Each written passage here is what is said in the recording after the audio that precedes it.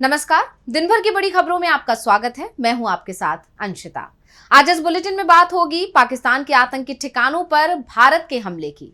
दुनिया भर में भारत की कार्यवाही की चर्चा की। देखेंगे सेना की स्ट्राइक पर कांग्रेस वर्किंग कमेटी में क्या हुआ फैसला। सुप्रीम कोर्ट ने ईवीएम पर दिए क्या आदेश, जानेंगे ईडी को लेकर सुप्रीम कोर्ट के बड़े फैसलों को। और बुलेटिन के आखिर में देखेंगे जाने माने कार्टूनिस्ट इरफान की किस खबर पर पड़ी तिरछी नजर। लेकिन दिन भर की तमाम बड़ी खबरों से पहले एक नजर आज की सुर्खियों पर। प्रवीण सूद बने रहेंगे सीबीआई चीफ, 1 साल के लिए कार्यकाल का हुआ विस्तार। नियुक्ति को लेकर पीएम, विपक्ष के नेता और सीजीआई की कमेटी में सहमति नहीं बनने के बाद फैसला। वाटर पॉलिटिक्स पर पंजाब की आप सरकार को हाई कोर्ट से फटकार, कहा भाखड़ा नांगल बांध के काम में दखल मत दो, हरियाणा को पानी दो, दुश्मन देश की तरह मत करो काम। जल्द चांद पर पड़ेंगे भारतीय अंतरिक्ष यात्रियों के कदम, मंगल शुक्र भी रडार पर होंगे। वैश्विक अंतरिक्ष अन्वेषण सम्मेलन में पीएम मोदी ने दिया संदेश। शेयर बाजार में तेजी, 105 अंकों की बढ़त के साथ 80,746 पर बंद हुआ सेंसेक्स, तो 34 अंकों की बढ़त के साथ 24,414 पर बंद हुआ निफ्टी। ये तो थी सुर्खियां। अब बात आज की सबसे बड़ी खबर की। पहलगाम आतंकी हमले के बाद से ही ये तय हो गया था कि भारत शांत नहीं बैठेगा, जवाब देगा। और अब वो खबर भी आ गई है जिसका इंतजार देश के 140 करोड़ लोग कर रहे थे। भारतीय सेना ने पाकिस्तान में एयर स्ट्राइक की है जिसमें जैश और लश्कर के ठिकानों को बर्बाद कर दिया है। पहलगाम हमले के 2 सप्ताह बाद भारत ने ऑपरेशन सिंदूर लॉन्च किया और पाकिस्तान में आतंकियों के 9 ठिकानों को बर्बाद कर दिया, जिसमें पीओके और पाकिस्तान के अंदर बने आतंकी ठिकाने शामिल हैं। रफाल और मिग विमानों की मदद से भारत ने पाकिस्तान में घुसकर एयर स्ट्राइक की और पाकिस्तान को करारी चोट दी है। जिन ठिकानों को निशाना बनाया गया उनमें मरकज सुभान अल्लाह बहावलपुर, मरकज तैयबा मुरीद के Gulpur, Sawai Nalla camp Muzaffarabad, Bilal camp Muzaffarabad, Maskar Raheel Shaheed Kotli camp, Masjid Ahle Hadith Barnala camp, Sarjal camp, Mehmoona camp Sialkot. Operation Sindoor के तहत की गई एयर स्ट्राइक में लश्कर तैयबा और जैश ए मोहम्मद के हेडक्वार्टर्स को निशाना बनाया गया है। पाकिस्तान के इंटर सर्विसेज पब्लिक रिलेशंस के डायरेक्टर लेफ्टिनेंट जनरल अहमद शरीफ चौधरी ने कहा कि भारत ने 24 मिसाइलें दागी हैं, जिसमें 26 लोगों की जान गई है, जबकि भारत का दावा है कि ये संख्या 100 से ज्यादा है। हमले में जैश ए मोहम्मद के प्रमुख मौलाना मसूद अजहर तो बच गया, लेकिन सुभान अल्लाह मस्जिद पर किए गए हमले में मसूद अजहर के परिवार के 10 सदस्य और 4 करीबियों की जान चली गई। मौलाना मसूद अजहर की बड़ी बहन के साथ मौलाना कशफ का पूरा परिवार मारा गया और मुफ्ती अब्दुल रऊफ के पोते पोतियां, बहन सादिया के पति समेत सबसे बड़ी बेटी के 4 बच्चे घायल हुए हैं। पाकिस्तान के टीवी चैनलों की तरफ से कहा जा रहा है कि बहावलपुर में मौलाना मसूद अजहर के मदरसे पर 4 मिसाइल दागी गई थी। भारत के विदेश सचिव विक्रम मिस्री, आर्मी की कर्नल सोफिया कुरैशी और एयरफोर्स से विंग कमांडर व्योमिका सिंह ने ऑपरेशन के बारे में जानकारी दी। कर्नल सोफिया कुरैशी और विंग कमांडर व्योमिका सिंह ने बताया कि रात 1:05 पर और 1:30 के बीच ऑपरेशन हुआ। 25 मिनट के इस ऑपरेशन में आतंकियों के launch pad, training centres target किए और उन्हें तबाह कर दिया। इस बीच पूर्व आर्मी चीफ मनोज नरवणे ने पाकिस्तान को बड़ी टेंशन देते हुए कहा है कि पिक्चर अभी बाकी है।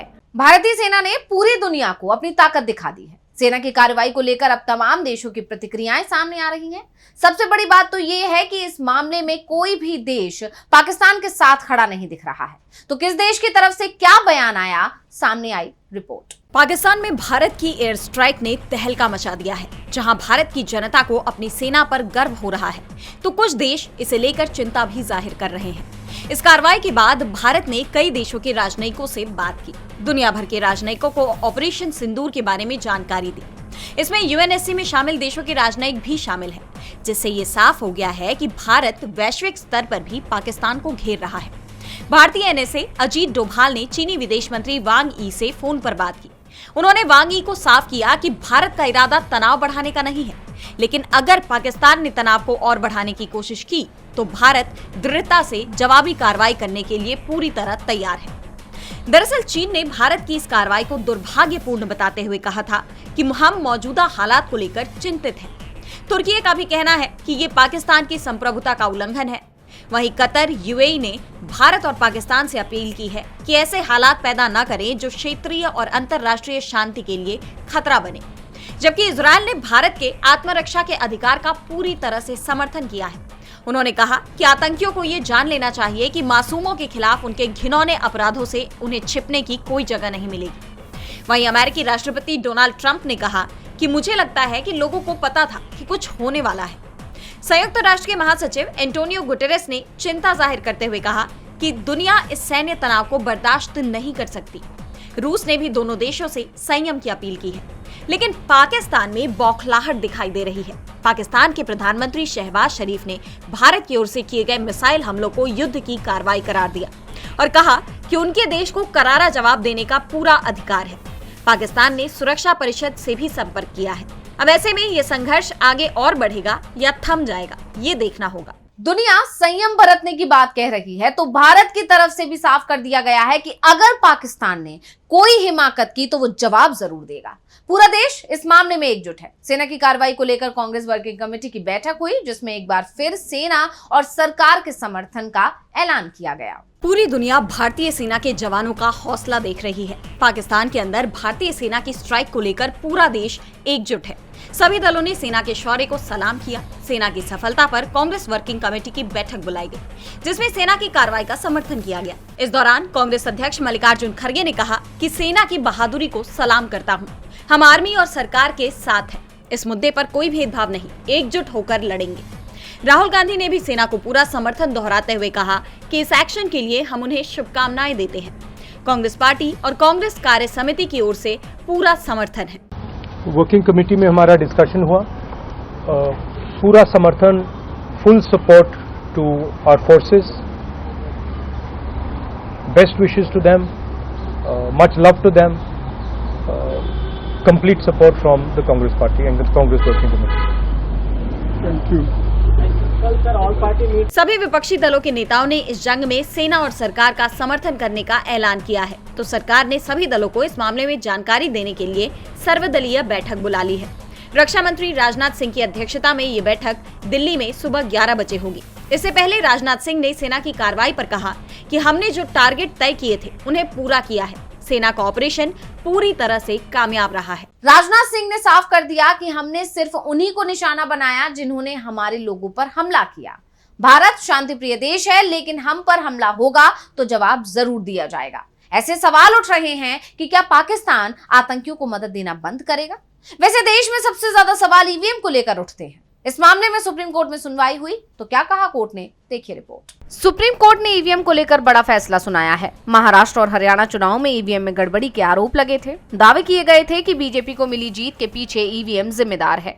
इसे लेकर एसोसिएशन फॉर डेमोक्रेटिक रिफॉर्म्स ने सुप्रीम कोर्ट में एक याचिका दायर की थी, जिसमें ईवीएम की जांच की मांग करने के साथ ही चुनाव आयोग की तरफ से होने वाले मॉक पोल पर भी सवाल उठाए थे।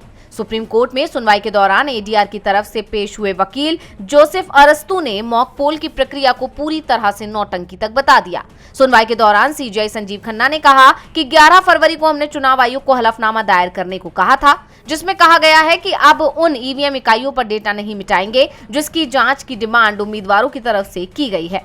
सीजीआई खन्ना ने कहा कि ईवीएम की जांच की डिमांड को हम मंजूर करते हैं, लेकिन ये जांच भारत इलेक्ट्रिकल लिमिटेड और ईसीआईएल के इंजीनियर करेंगे।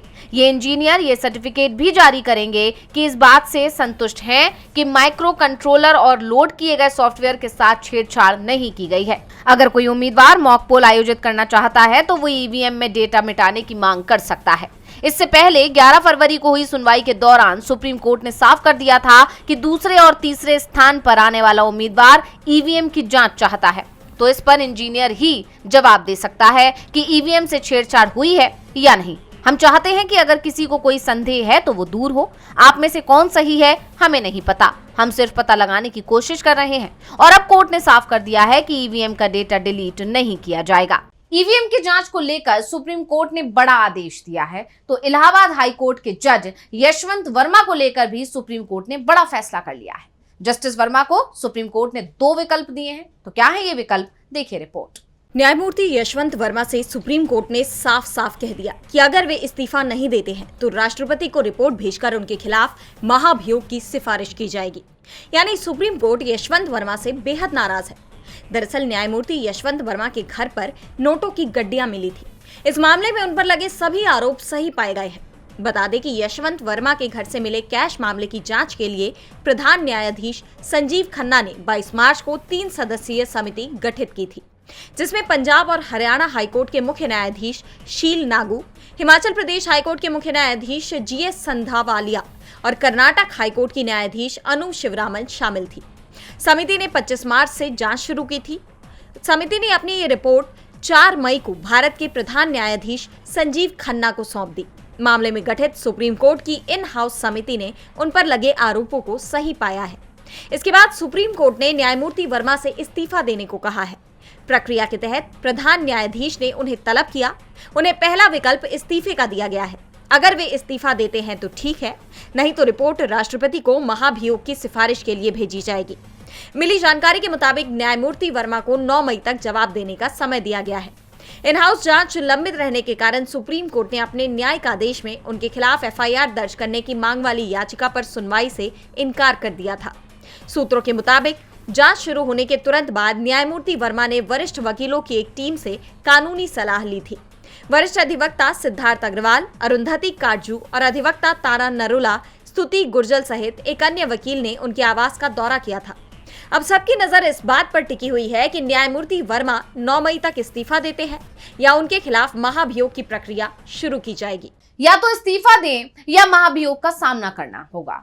जस्टिस वर्मा मुश्किल में है तो सुप्रीम कोर्ट ने ईडी के सामने भी मुश्किल खड़ी कर दी है। ईडी को सख्त आदेश देते हुए कहा है कि उसे याचिकाकर्ताओं की मांगी गई जानकारी देनी होगी। तो क्या है पूरा मामला, देखिए रिपोर्ट। आरोपी को निष्पक्ष सुनवाई का अधिकार है। सुप्रीम कोर्ट की ये टिप्पणी मनी लॉन्ड्रिंग मामले से जुड़ी एक याचिका पर सुनवाई के दौरान आई है। मामले में आरोपी सरला गुप्ता ने सुप्रीम कोर्ट में दिल्ली हाईकोर्ट के उस आदेश को चुनौती दी है जिसमें कोर्ट ने कहा था कि मुकदमे से पहले अभियोजन पक्ष को दस्तावेजों की जरूरत नहीं है। लेकिन मामले में सुनवाई के बाद सुप्रीम कोर्ट ने हाईकोर्ट के इस फैसले को पलट दिया। सर्वोच्च अदालत ने कहा कि एक आरोपी को निष्पक्ष सुनवाई की संवैधानिक गारंटी हासिल है। आरोपी को जांच के दौरान प्रवर्तन निदेशालय यानी ईडी की तरफ से इकट्ठा किए गए दस्तावेजों और बयानों की प्रति हासिल करने का अधिकार है। कोर्ट का कहना है कि आरोपी को मिले अपने बचाव का अधिकार दस्तावेजों को पेश करने और गवाहों को बुलाने के अधिकार को समाहित करता है। इसलिए जब आरोपी अपना बचाव पेश करता है तो वो अभियोजन पक्ष या किसी तीसरे पक्ष के पास मौजूद दस्तावेजों या वस्तुओं को पेश करने की भी अपील कर सकता है। जस्टिस अभय एस ओका और जस्टिस उज्जवल भुइयां की बेंच ने पीएमएलए मामलों में स्पेशल कोर्ट के दायित्वों को लेकर जोर देकर कहा कि जब किसी मामले में कोर्ट अभियोजन पक्ष की शिकायत पर संज्ञान लेता है तो ये सुनिश्चित करना विशेष जज की जिम्मेदारी है कि उस प्रक्रिया के साथ साथ शिकायत की कॉपी और सभी दस्तावेज आरोपी को भी उपलब्ध कराए जाए। आरोपी को उन बयानों, दस्तावेजों, वस्तुओं और साक्ष्यों की सूची की कॉपी भी दी जानी चाहिए जिन पर जांच अधिकारी भरोसा नहीं कर रहा है। ईडी की कार्रवाई को लेकर पहले भी सुप्रीम कोर्ट पर सवाल उठ चुका है। तो सवाल इस समय राजस्थान बीजेपी के विधायक की सदस्यता को लेकर भी उठ रहे हैं। कांग्रेस ने विधानसभा अध्यक्ष से बीजेपी विधायक की सदस्यता रद्द करने की मांग की है। क्या है पूरा मामला, देखेंगे रिपोर्ट में। राजस्थान के बारां जिले की अंता विधानसभा सीट से बीजेपी विधायक कंवरलाल मीणा की मुश्किलें बढ़ती दिखाई दे रही हैं। कंवरलाल मीणा का राजनीतिक भविष्य संकट में नजर आ रहा है। एक आपराधिक मामले में बीजेपी एमएलए को सुप्रीम कोर्ट से बड़ा झटका लगा है, जिसके बाद उनकी विधायकी जाना भी तय माना जा रहा है। सुप्रीम कोर्ट ने उनकी याचिका को खारिज कर दिया है। इसके साथ ही उन्हें 2 हफ्ते के अंदर ट्रायल कोर्ट के समक्ष आत्मसमर्पण करने का निर्देश दिया गया है, जिससे उनकी विधायकी पर फिर से संकट मंडरा रहा है। लोक प्रतिनिधित्व अधिनियम 1951 की धारा 8(3) के तहत 2 साल से ज्यादा की सजा पाने वाला व्यक्ति विधानसभा सदस्यता के लिए अयोग्य हो जाता है। साल 2005 में झालावाड़ जिले के खाता खेड़ी गांव में उप सरपंच चुनाव के दौरान कंवरलाल मीणा ने पुनर्मतदान के मुद्दे पर तत्कालीन एसडीएम रामनिवास पर रिवॉल्वर तानकर धमकी दी थी। उन्होंने सरकारी वीडियोग्राफी की कैसेट भी तोड़ दी थी। इस मामले में अकलेरा की एडीजी कोर्ट ने दिसंबर 2020 में मीणा को 3 साल की सजा सुनाई थी। राजस्थान हाई कोर्ट ने 2 मई 2025 को इस फैसले को बरकरार रखा था। मंगलवार को सुप्रीम कोर्ट ने मीणा की गिरफ्तारी पर अंतरिम रोक लगाई थी, लेकिन अब उनकी याचिका खारिज कर दी।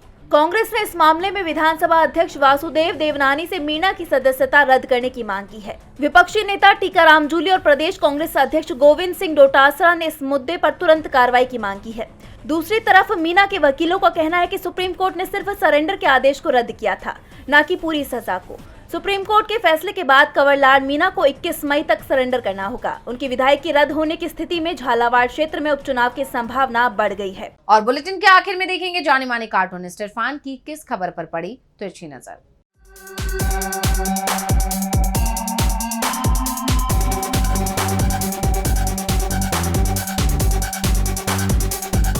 पाकिस्तान अपनी पुरानी हरकतों से बाज नहीं आ रहा है, लेकिन इस बार उसको इसका जबरदस्त खामियाजा भुगतना पड़ेगा, क्योंकि पीएम मोदी के नेतृत्व में कल रात से जो ऑपरेशन सिंदूर की स्ट्राइक हुई है, उससे पहली बार में ही पाकिस्तान के पसीने छूट चुके हैं। अब देखना यह है कि पाकिस्तान अपनी ये पुरानी हरकतों से बाज आता है कि नहीं, क्योंकि एक तरफ तो युद्ध की स्थिति में वो आ चुका है, दूसरी तरफ उसकी माली हालत तो पहले से ही ख़राब पड़ी है। इसका मतलब ये है कि अगर वो सुधरा नहीं तो आने वाले दिन उसके लिए अच्छे दिन तो नहीं होंगे।